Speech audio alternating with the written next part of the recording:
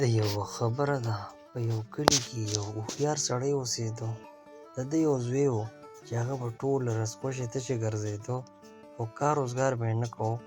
کله به د ونو لاندې ملاستو دمه به یې کوله، کله به چکر ورپسې ته. د ده پلار ډېر پریشان و.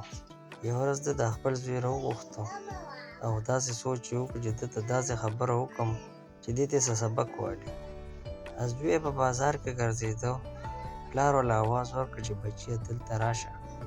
زوی یې خواله راغی او تپوس یې ترې وکړ چې بابا ته ماته څه وایې؟ پلار ورته ویل چې ورشه بچیه هغه المارۍ کې چې کومه ګړۍ دا راواله. دی راغی او هغه المارۍ کولاو کړه او ګړۍ ترې راواغسته.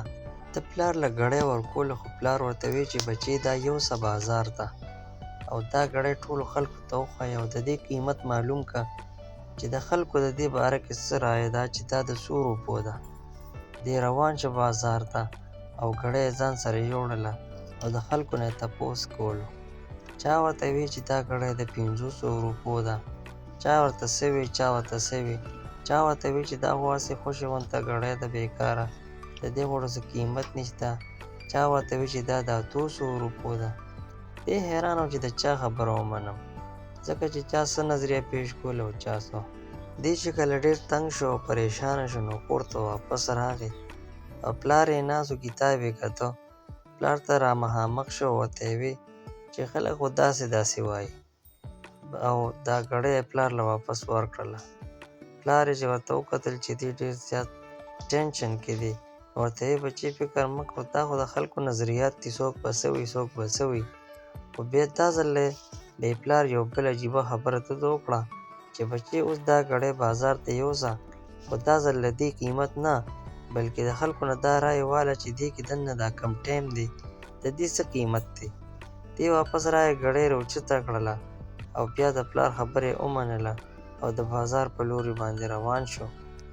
دی په دې فکر کې و او چې کله بازار ته راغی او خلکو ته یې داسې وویل، ټولو خلکو ورپورې وخندل چې دا ته لا څه وایې، خلک د ګړۍ قیمت وایي او ته وایې چې دې کې دننه دا ټایم دی، د دې څه قیمت دی.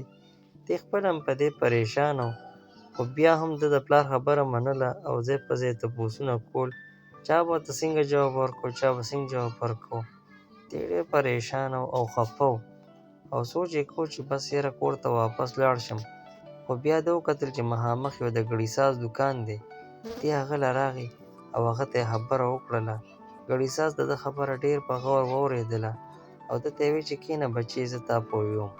ګړي ساز ورته ویل چې بچې دا ګړۍ خو هسې عامه ګړۍ ښکاري او د دې څه داسې خاص قیمت نشته، په دې کې چې دا کم ټایم دی نو دا زموږ د زندګۍ اهم وخت دی کم چې تېرېږي.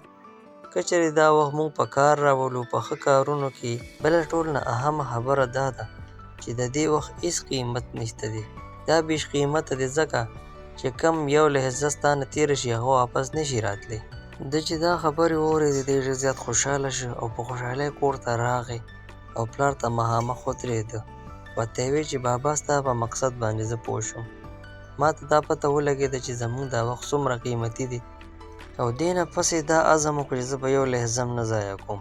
دې نه پس ده ډېر محنت شروع کړو او په زندګۍ کې یو کامیاب انسان جوړ شو.